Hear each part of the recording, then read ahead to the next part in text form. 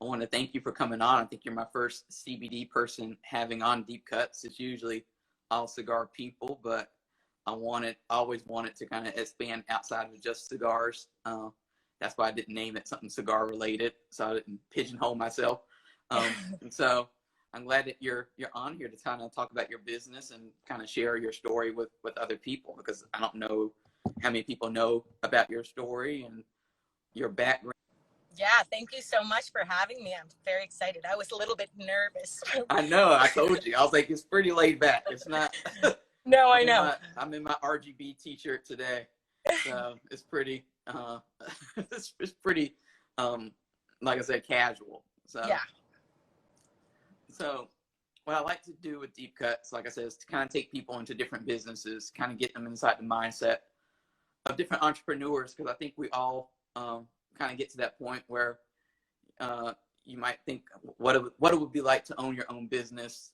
What's that process like? And that's what kind of Deep Cuts has turned into, is kind of talking to different people who work in different parts of business and different jobs and roles, marketing and sales and brand ownership. And you kind of tick off a bunch of boxes at that same time. So it'll be interesting to kind of hear your story and your experiences with having your own brand and what it took to get your own brand. Well, when I moved to California, I don't know, when I was 19, I came out and traveled around, and I used to buy and sell gems and minerals here at the Tucson Gem Show, actually. And so I traveled around prior to moving to California. I traveled around setting up booths all over the country at different art and music events and festivals and things like that. And then I came out to California and I fell in love with Santa Cruz, and I moved there with the intention of moving back to North Carolina, which didn't ever happen. But Santa Cruz, I came out and I was looking for a place, and I didn't, I was young, and I kind of just packed my U-Haul and grabbed my dog and drove out without a place to live yet. So I was like, oh, I'll find a spot when I get there. And it's very competitive in Santa Cruz, I know now. So it was difficult to find a place there. My friends were up in some place called Lake County, which I had never heard of, which is in the middle of nowhere. And they said, oh, you can get a big house here. It's inexpensive, and it's a couple hours from the city. And so I went up there, and it's a beautiful lake, and found a place. And my friend had asked me, I had never considered growing cannabis. It never crossed my mind when I moved to California, but my friend had, told me about legality in the county I was in, and I had a property. So I did a small grow there in Lake County. And eventually, the whole time I was there, I was still looking for a place in Santa Cruz. So I found a place in Santa Cruz with my dear friend, Dina, and we started a cannabis grow there in 2014, I believe, was the first season there. And so it was primarily a women. There were a couple of guys that crept in there during those six seasons, but mostly women, worked at the farm and managed the property. And we operated as a nonprofit. And so what that looked like basically was I think it was at that time, the laws were, you needed one script for a 10 by 10 canopy space. So our plants were really big. So we needed like 2 scripts or a script and a half or something, basically per plant. So we had about 450, we were a caregiver there, and we had about 450 scripts on the property. I think we had like 80 something plants the first year. Anyhow, but it just grew, and it went over very well. And then in 2018, November, after harvest there, the farm bill passed the next month for hemp. And there's been a lot of red tape in the, marijuana cultivating and everything. And it's kind of just, it's changing all the time. I mean, it was like there were all these huge list of things that had to be done to the property to grow legally there at the place that I was to continue on with with the laws changing. So we were going to have to make the drive into the property 20 feet wide. And I mean, it was just like a long list of expensive things that needed to be done. So when the Farm Bill passed, I thought I'd love to get into the CBD industry. And I saw a lot of the flower that was being grown, the hemp flower being grown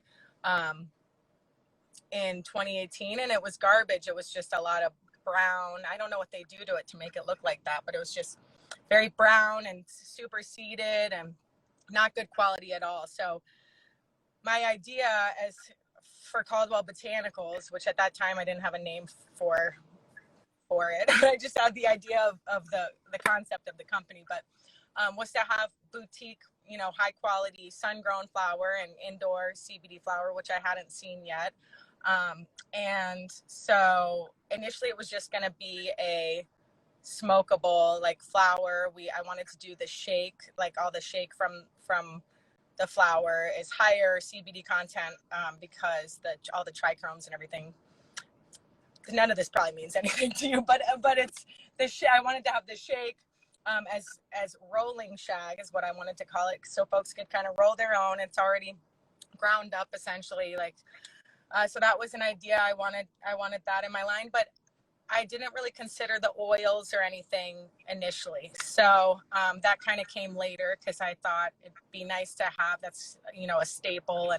But at the very beginning, it was just going to be smokable material. So it's grown. Now we have our tinctures. We have the soft gels. We have broad spectrum THC free tinctures available for folks like my mom and a lot of people who don't want any THC at all in their CBD. And then we have the full spectrum for everybody else like me. And then what's going on now? We have CBN oil that should be ready in a few weeks. I just finished the labels and got those sent over.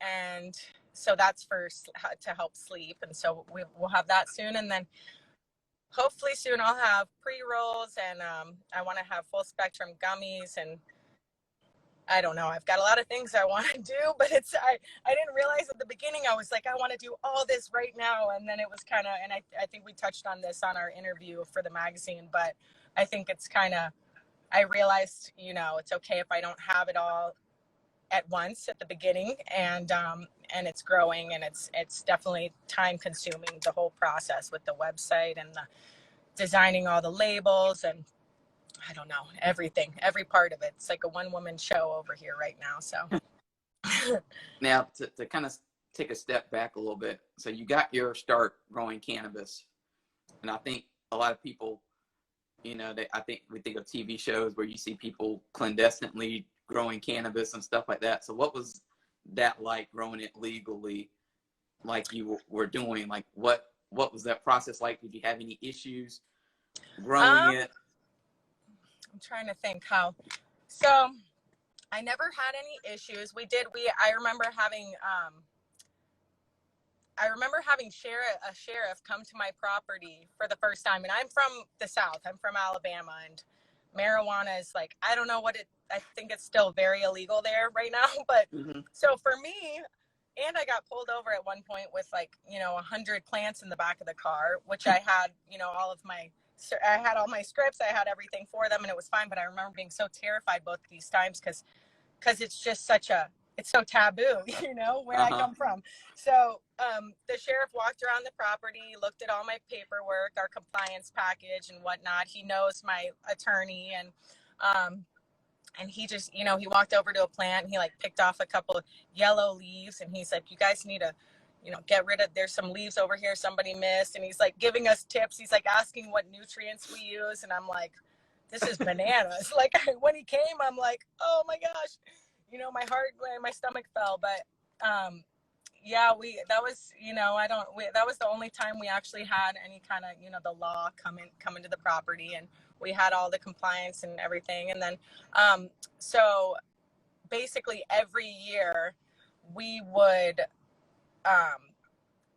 give X amount of flower to specific dispensaries in different areas. Like LA we had 2 dispensaries down there that that we were a caregiver for tons of folks down there. So I think it was like, I don't know, like 4 or 5 pounds or something that we ended up sending those folks. And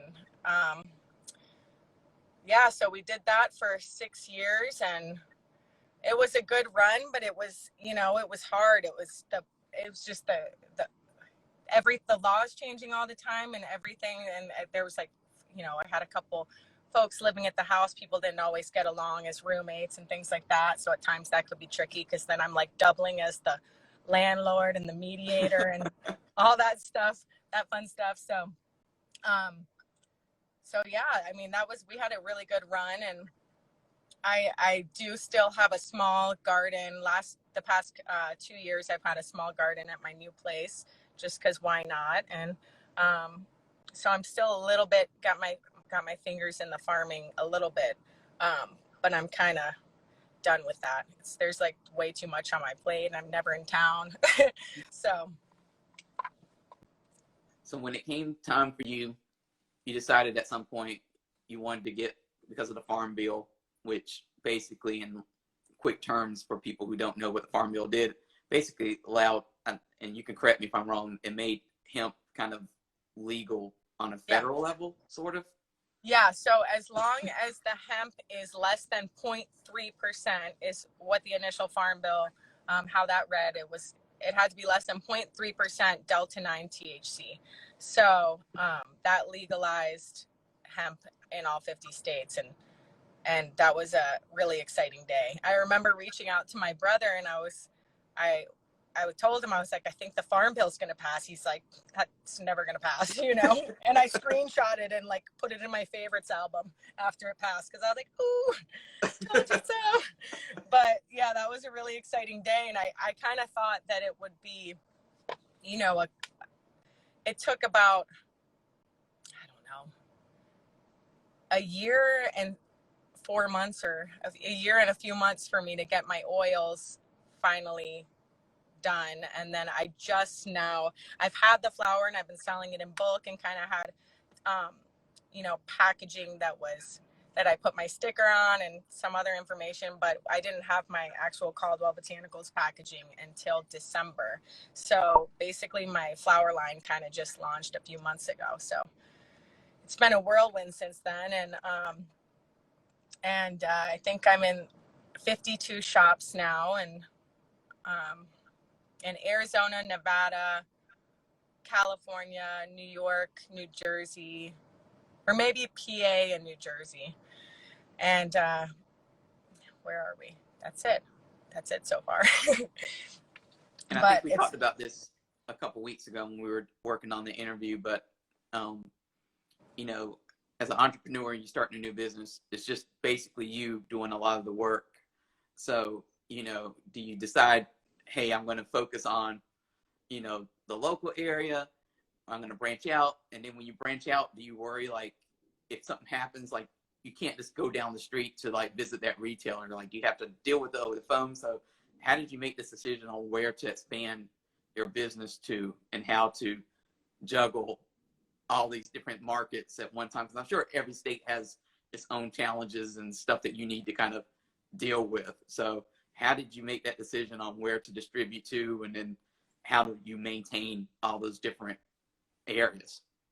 So first, I just went around. So initially, like I said, I only had the oils, the tinctures, and the soft gels. So ideally, it would have been nice to have, obviously the flower and the soft gels when I'm going into, at first I was going to a lot of boutiques and little spa type places. And then I started going to some smoke shops, and I was kind of bummed out that I didn't have my flower packaging yet, because having everything is kind of like a whole array and menu going on would have been nice. But so at first I went in with just my oils and my soft gels, and I had a couple friends with shops in Santa Cruz that picked up my line. And then I started going into smoke shops, and I was showing them the flower and telling them, I think I sold bulk. I sold, by the pound to a handful of folks and some shops on the East Coast, North Carolina. And but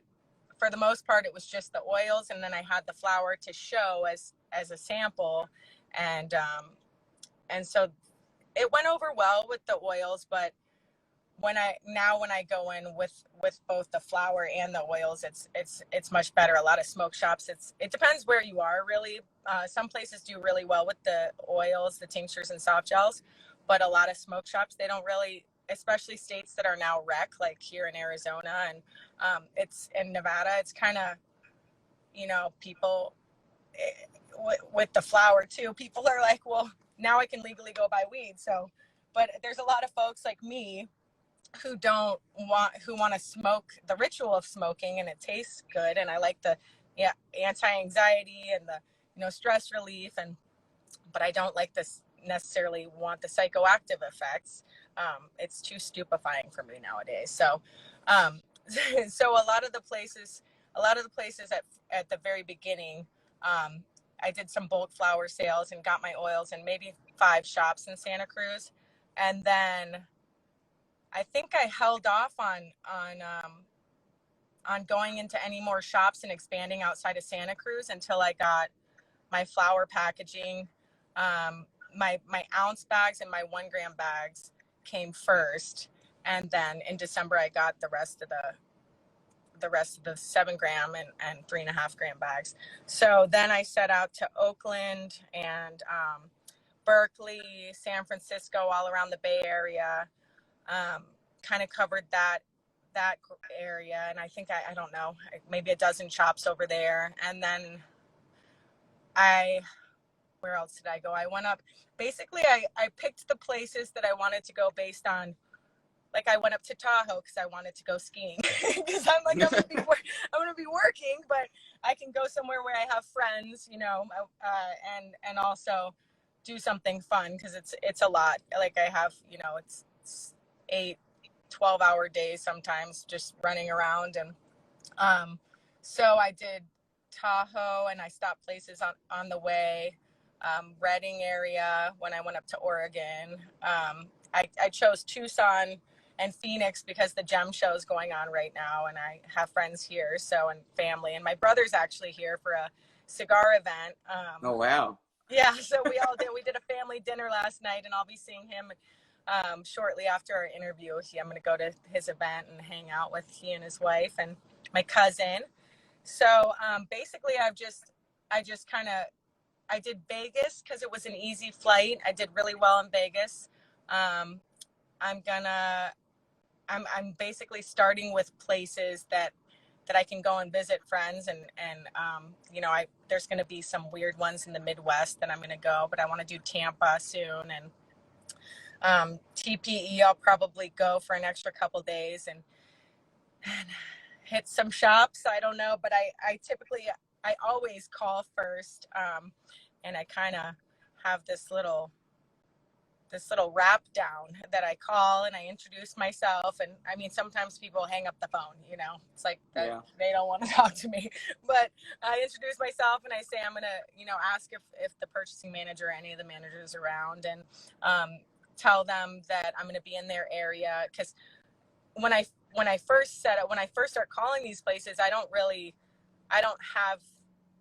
sometimes I fly somewhere and I only have like a couple of appointments set up, but I have like 40 different shops that have told me that I can come by and drop samples and kind of do my spiel.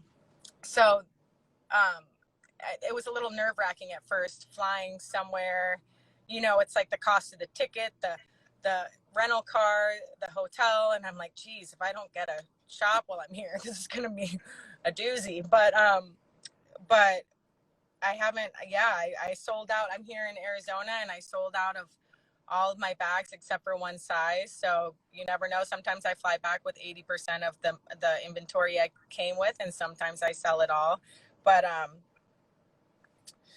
but yeah, I don't know. It was kind of stressful in the beginning, just kind of going and winging it, like having a list of shops that maybe they'll bite. I don't know.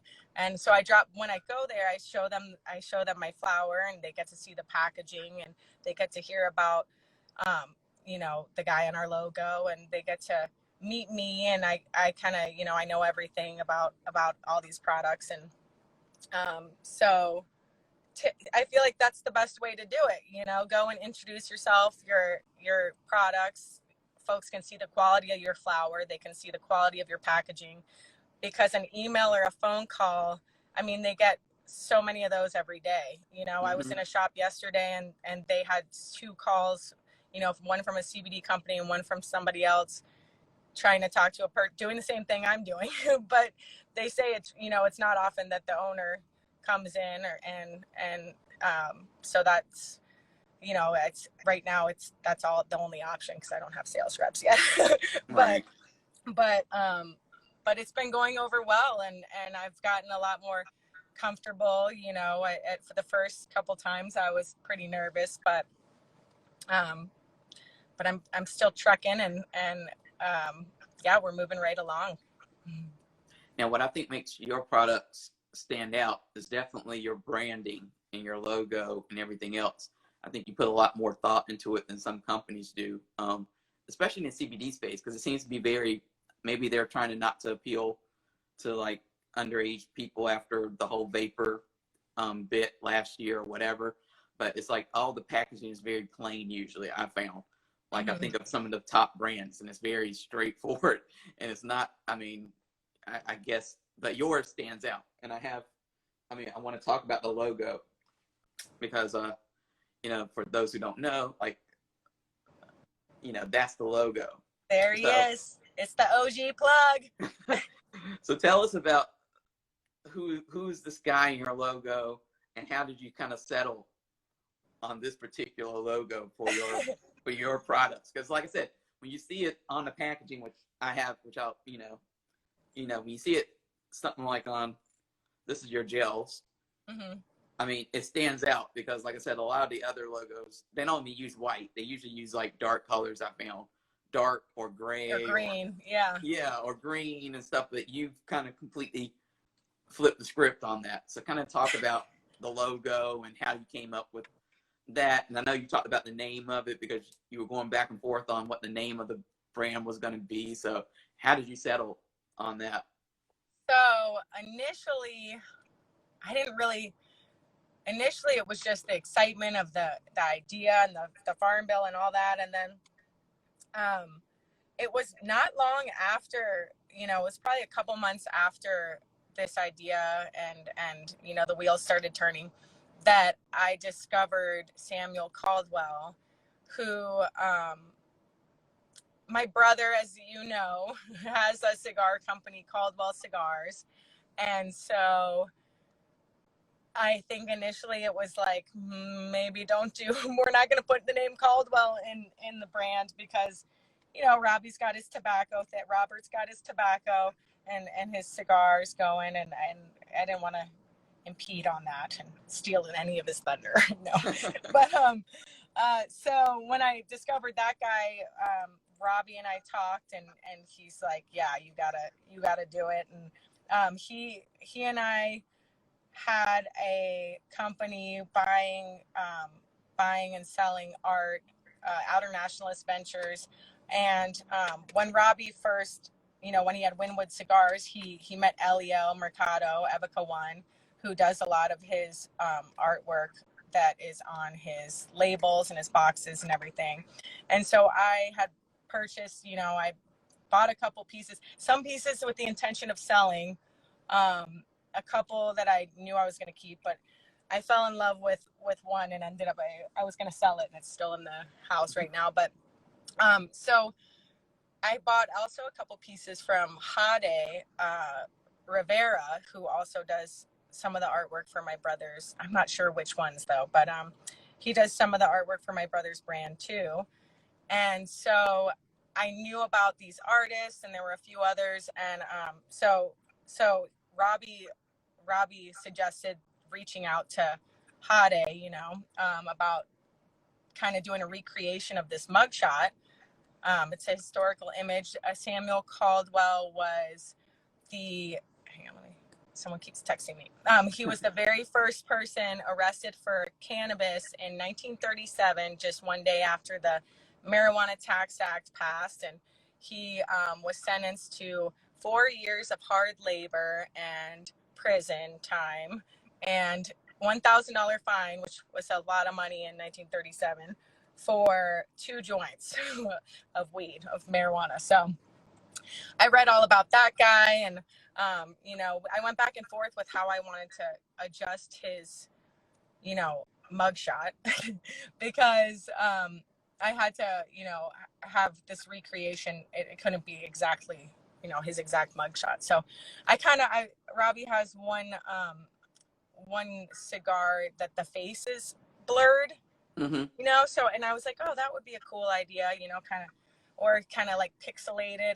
And my friend Zach Seaman, he helped me, you know, we played with some other ideas in Photoshop and things like that. But Hade came back with, we talked about it a little bit, and it's like justice is blind, you know, and this guy did 4 years for 2 joints, bless his heart, and all these other folks and advocates and activists and everybody that's been fighting for this plant for years, you know. And so it's kind of a tribute to everybody, but we threw a blindfold on him to make it a little more confusing, but it turned out nicely. At first I thought about putting, you know, cannabis leaves around his face, but that seemed a little too obvious, and we wanted it a little bit more, you know, I don't know, class, something else, and throw a little color in there. So I'm really happy with how it turned out, and I'm excited to get the original in my house. And yeah, I feel like that's really what sets us apart, you know, the quality, of course, but our packaging is definitely, I mean, I've never seen anything like it, and that's why I like to go into, you know, all these places and bring my bags and show everyone, because people are really excited about it. And there's been a couple folks that, you know, like folks from the South and some of my friends' moms that were like, who is this? You know, what is going on here? And I'm like, you know, I tell them the spiel, and it's interesting, but you know, that's part of the deal. It's like captivating. It's like, who is this guy? And so, yeah, they turned out, I really like how it's white too, or very light gray. So it's, you know, it's much different than anything else you see out there. And soon we're going to have our jars for our indoor flower. I just finished the labels on those. So we're going to have jars that are going to be sleek and clean, like You like keep the bags. mentioning the bags, so for Yeah, those who want to see it, the little 1 grammers. Those are our little sample size, and folks like those, because if you don't know which strain, you know, you want to try, and it's $8, and so you could just buy 1 gram, kind of try it out and see before you go and spend $40 on a quarter, $25 on an eighth of it, or whatever. So those are the bags I give to all the shops around here, and even our 1 gram bags have the cutest little bovedas in there. So I think that's part of the, like, of course, a lot of hemp is grown in California, Oregon, and Colorado. So you see really nice, you know, quality flower there, like, you know, especially compared to at the beginning, even out there, it was like garbage. So when I come places like Arizona and, you know, in Nevada, when I was in Nevada, it's the quality is not there. And I think that when these folks, when these shops, you know, initially buy these bags and jars of flour, they're probably green, but they don't put Bovida packets or any kind of humidity control in their jars, so it's kind of, you know, turns to rubbish pretty quickly. So we've got that going for us too, even the little 1 grammers, and which I ran out of yesterday, and then I was kind of like, I changed my flight home a day early. I thought about having some flour sent here, and I'm like, it's like too much of it. I don't want to make my boyfriend go and, you know, to deal with all that, because it could be a pain in the butt to ship. So, Well, like when you are dealing with these store owners and stuff, like you said, you deal with some smoke shops, and I know working with cigar people, I know they're very hesitant to kind of jump into the CBD world, and especially anything that looks like cannabis or whatever. They get very skittish at times, bringing that into their business, at least, even though they might partake in some of these products themselves. So, like, what's been like the pain point for some of these retailers that you've encountered so far about them bringing in product? Is it just the quality? Is it the COAs that they need to see? What is it? so most of the shops that I go in, I call first. There's some, cigar shops, tobacco shops that only sell tobacco and cigars, and they do not have CBD and kratom and all of these. They don't have glass pipes, and so I've only had a couple shops. One of them was like Piedmont Tobacco something, and they actually thought I was Robbie when I was calling, because it showed up called Caldwell, he was like, oh, I crossed my mind that it could have been your brother, because we were talking. I was like, oh, just for fun, like, do you carry Caldwell cigars? That's my brother. Because I don't know. The challenge has been that when my wheels started turning, and when this all, like, at the beginning, there wasn't much flower out there, for hemp flower. And so now there is a lot of, there's a good amount of brands out there. And so in the time between when I launched my oils in June and December, when I got my bags finished for the flower, all these shops that I had gone in with the oils, they all have flower now. And I was like pretty bummed out about it. I'm like, shoot. But it ended up being not such a bad situation, because the quality and the pricing on a lot of these companies is, the pricing's a little more and the quality's a little or a lot less. So it actually hasn't hurt the company, or hurt the sales too much. So basically it's kind of like everybody knows, it's a very saturated and compressed market. And so getting in there and kind of showing everybody, in person, our products is really the key. But I haven't had really too much trouble, aside from folks not, that don't reach back out to me or things like that. But I haven't had too much trouble, talking to most smoke shops are pretty hip with the CBD now and plugged in. They're all carrying. A lot of the vape shops are switching over to CBD, because in the Bay Area it's illegal to sell the flavored vapes anymore. Mm-hmm. You have to like buy a vape and then mix your flavoring. I don't know exactly how that works, but so there are shops that are kind of switching over now, and I think that other places, I was in Redding, and then I think it was outside of it was Carson City, Nevada. They were telling me that they're kind of getting ready for the whole vape legalization to go on there too. So they are kind of expanding their menu as far as not just vape, because we don't know how long that's going to last. But it's been pretty smooth sailing so far. It's just it's a lot of the packaging, and had a couple of things here and there, small things that bumps in the road, but it's moving right along, and I'm really happy with where we are right now.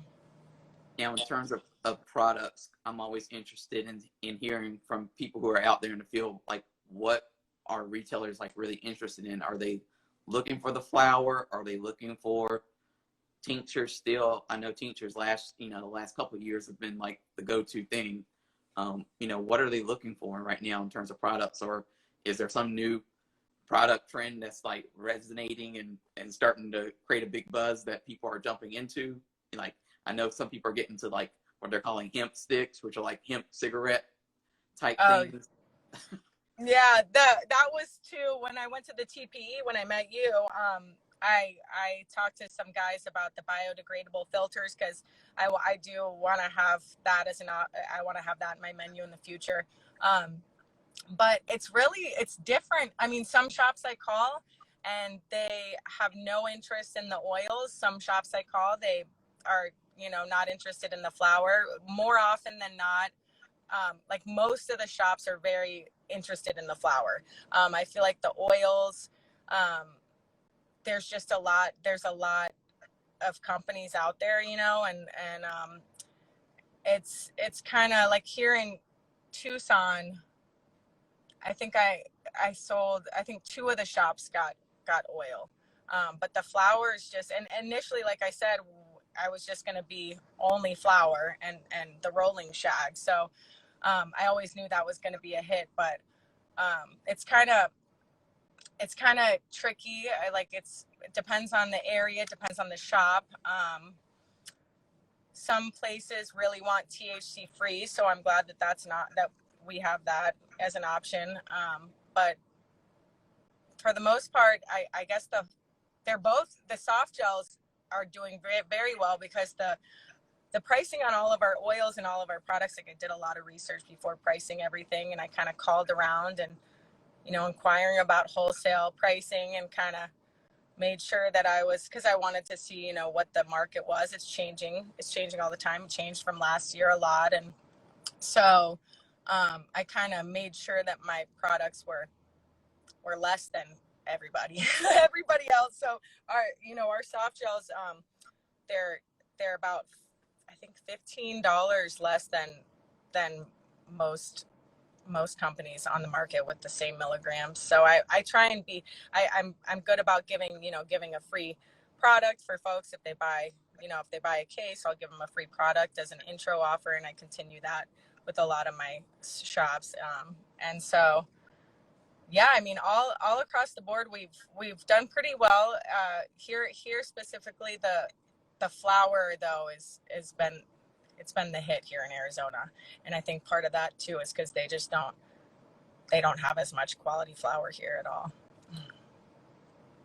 Yeah, I mean, I think when I look at CBD products, I always notice that right now the price seems high for a lot of the products. I've gotten CBD lotions and hand creams, face creams and stuff, and they're like a teeny tiny little bottle or something will be like $70 almost. So, oh my gosh. Yeah. So I don't know if I'm buying if you're really getting a quality or if you're just getting, the name brand. Snake oil. No.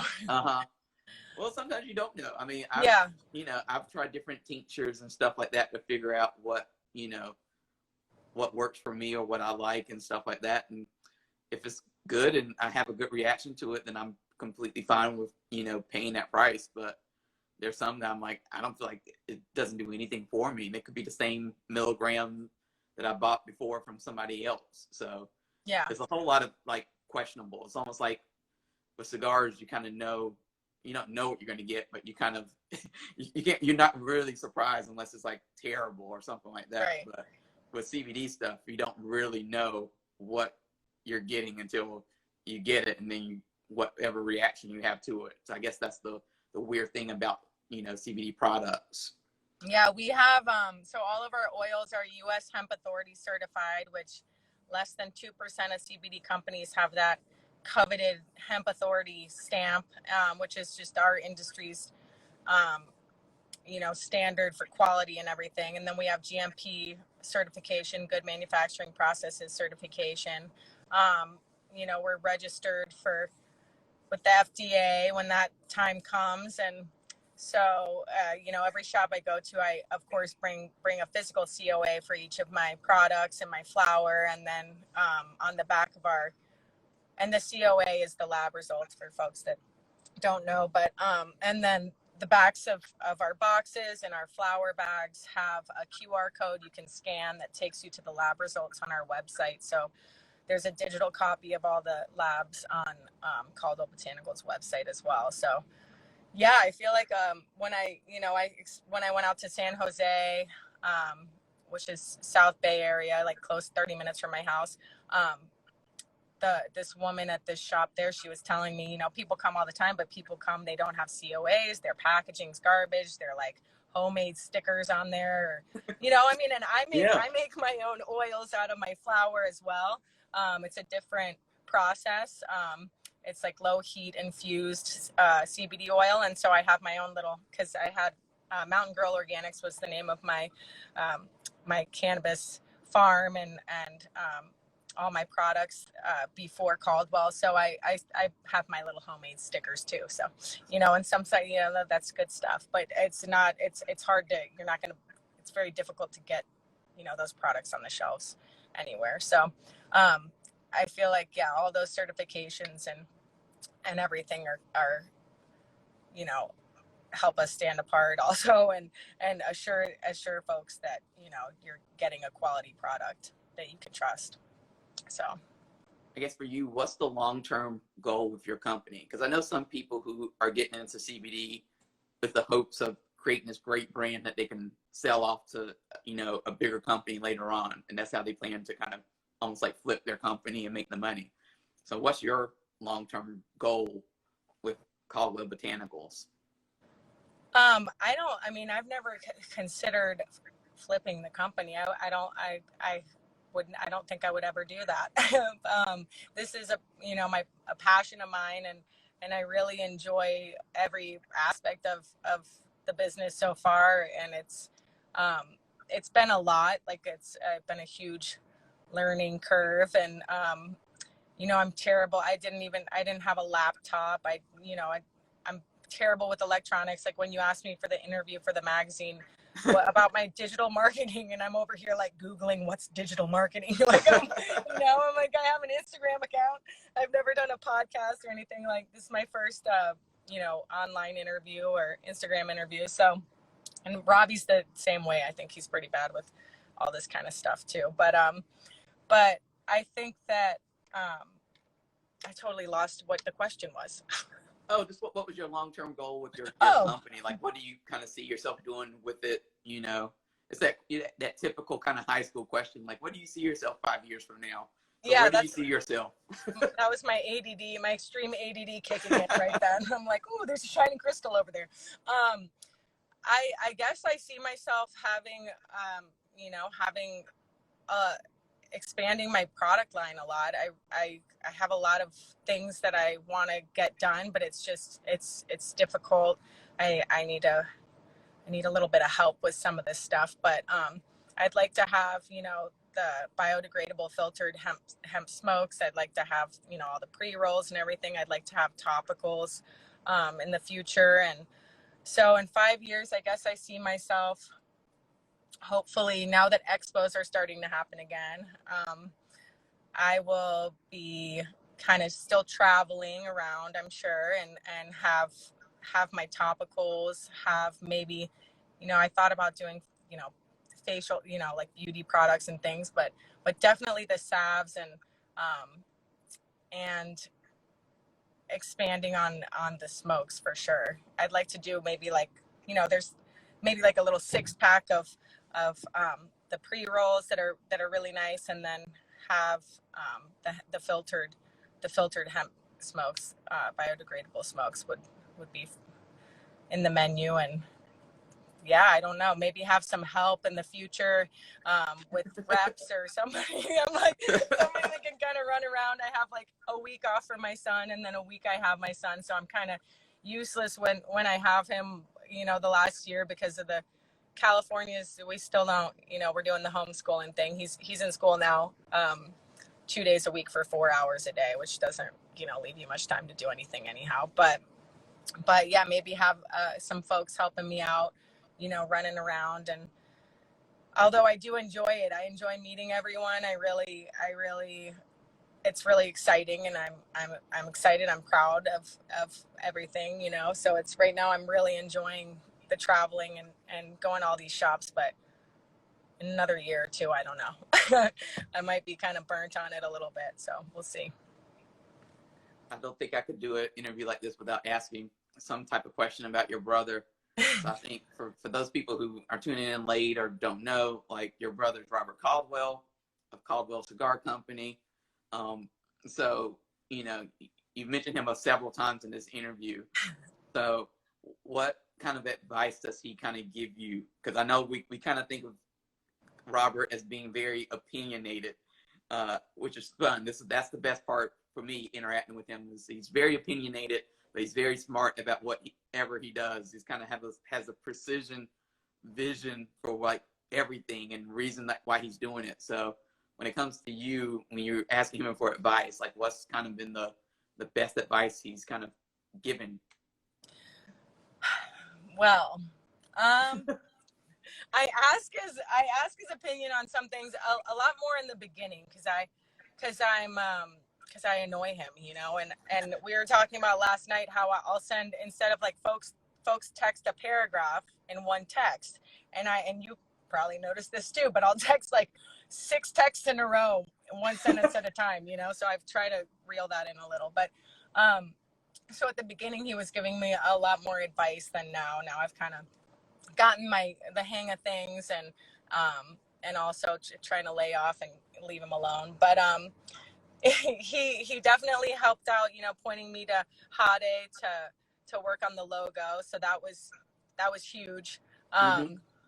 And I've always, like, when he had Winwood Cigars, that factory was so amazing. And I think I told you in the interview that before, that was really when I took interest in his company, really, or the cigar industry at all. But I thought it was so cool. It was so different what he was doing with the artwork, you know, on his labels and his boxes. It was truly, I mean, it was like a whole new, like, edgy, like, new side of the cigar industry. And so I really thought that was awesome. So the logo definitely was the most amazing thing, that he helped me out with that. And before this all happened, I had a rough few months or so, and was going through some stuff in my personal life and all kinds of stuff. And every day he's like, you can wake up and you feel like you're fucking hitting your head against a fucking wall or something like that. And he's like, but you just, you know, you wake up. He's like, as long as you're winning more than you're losing, you're moving forward. And, you know, we've had a lot of shit go on in our lives, and kind of keep moving forward. And so I had like a little bump in the road before the CBD thing, and kind of, you know, got started with Caldwell Botanicals and stayed focused on that. And now I understand. He used to always say, there's not enough hours in the day to do all the shit I need to do, you know? And I'm like, that sounds terrible, but I feel that now, you know, and it's good. And I love it because, I'm busy. I'm constantly thinking about, you know, different things I want to do with my company, and, you know, reaching out to all these people, and I'm super busy, and I love it, you know. And so yeah, he's definitely given me a lot of good, you know, life advice. And growing up, he was kind of like the, you know, any big brother. He's like a big bully brother or whatever. But now we're good friends, and he actually came here to the Gem Show, and he's, you know, opening up a shop, or his wife's opening up a shop in Miami. So it's been cool. He's been running around and, you know, checking out all these cool gems and minerals and stuff here, which I've been here 16 years, and it was always like, you know, I was like traveling hippie. I like selling my crystals and whatnot. So it's cool to see him out here and kind of catch up with him. Different, you know, he comes to the West Coast doing his events and stuff, but he's definitely given me some good advice. And I don't know, he's probably going to give me shit about talking about him so much in this interview, name dropping him. But do you see yourself ever maybe collaborating with him on something? Because I know a couple of years ago, the cigar industry saw this first kind of CBD, you know, infused cigar. Yeah. So do you see yourself ever maybe joining forces to put out some type of Caldwell cigar / botanical kind of release? At the very beginning, I was kind of, because like I said earlier, I really want to do I want to do pre-rolls, but I want to do the biodegradable filtered hemp cigarettes. But I don't know if he would, I mean, I don't know. He's the tobacco, guy. I don't know that he would be interested in that. But at the beginning, the cigarillos, like I was researching about the, hemp cigars. I remember, I think there was one company in the beginning, and then there's a few now. And I don't know. I might have mentioned it to him a while ago, and then it kind of just. He said no. Yeah, I'm sure he said no. But but yeah, I mean, that could be interesting. I don't know how many people that smoke cigars want to smoke a hemp cigar, and if you want, I don't know. If you want to smoke hemp, do you want to smoke it in a big cigar of it? I don't know. Maybe I don't know. So. I think it got mixed reviews. I mean, I think it was popular because it was the first of its kind at the time, but then it kind of dwindled. Yeah, Robbie's commenting on the bottom. No. Since we're nearing the end of our time, I want to make sure I give you enough time to do the plug.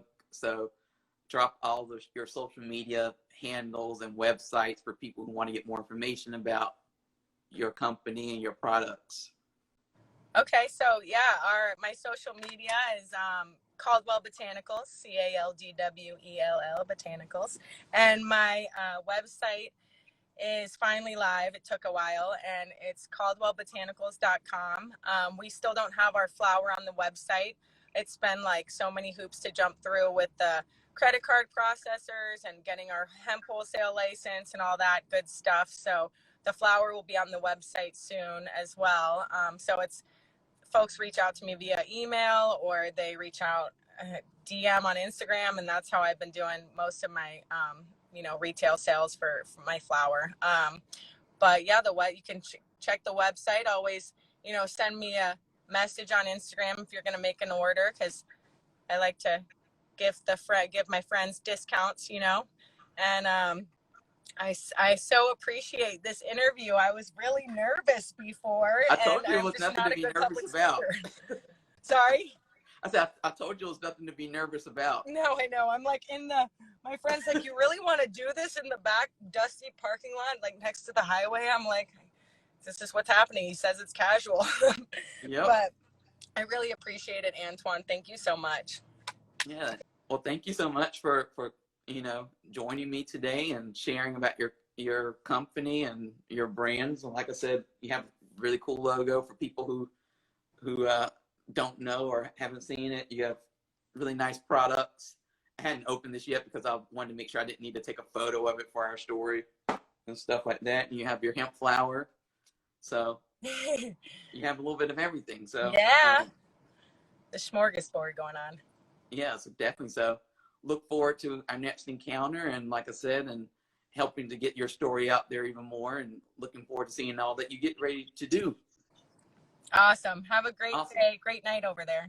Thank you. Yeah, thank you. All right, bye. All right, bye.